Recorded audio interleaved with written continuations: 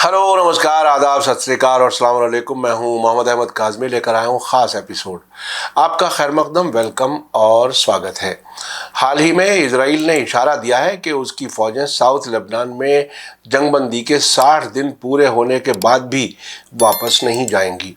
हमने आपको जंग के हालात के बारे में अलमयादीन टीवी की सीनियर जर्नलिस्ट ज़ैनब अल सफ़ार के ज़रिए जारी कई वीडियो अब तक पेश की हैं।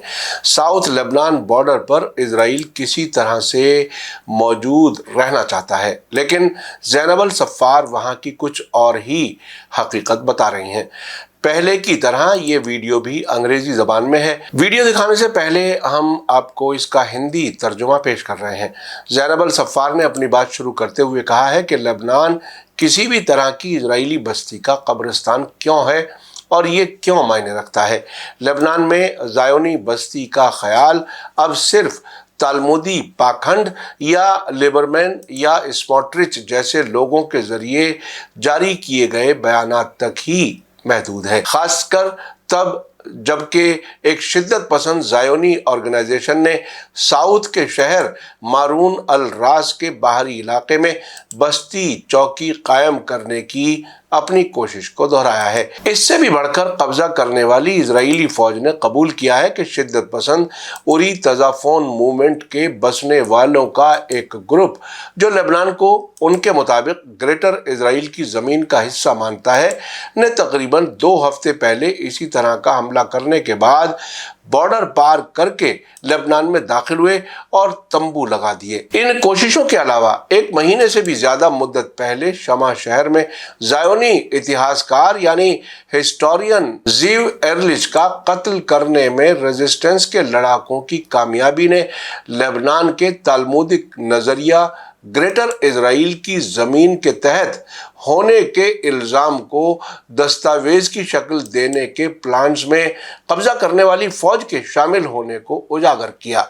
नतीजा ये है कि रेजिस्टेंस की ज़मीन लेबनान में इस तरह की घिनौनी कोशिश और खिलाफ वर्जी कभी भी हकीकत में नहीं बदलेगी और ज़ायोनी वादियों के तलमुदी ख्याल कभी भी पूरे नहीं होंगे।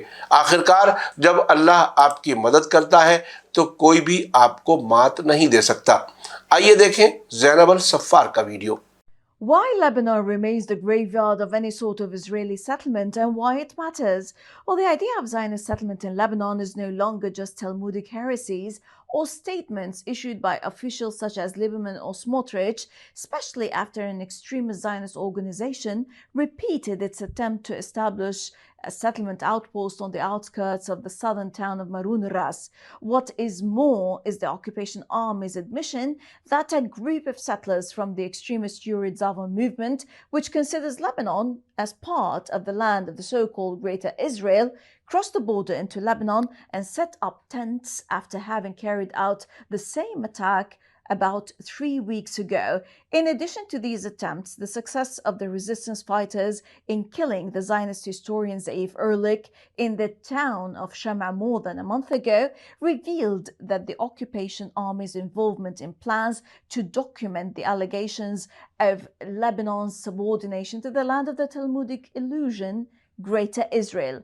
Bottom line, in Lebanon, the land of the resistance, such heinous attempts and violations will never become a fait accompli, and the Zionist Talmudic delusions will never materialize. After all, when God helps you, none can overcome you. आपको Lebanon की journalist Zainab अल सफ़ार का ये video कैसा लगा? अपनी राय comments में ज़रूर लिखें। थैंक यू, धन्यवाद, शुक्रिया। जय भारत, जय हिंद। मीडिया स्टार वर्ल्ड के और वीडियो देखने के लिए हमारे चैनल को सब्सक्राइब करें और सीधे नोटिफिकेशन पाने के लिए बेल आइकन दबाएं। और अगर हमारी खबर सच्ची और अच्छी लगे तो अपने व्हाट्सएप, इंस्टाग्राम, फेसबुक और ट्विटर अकाउंट पर ज़रूर शेयर करें।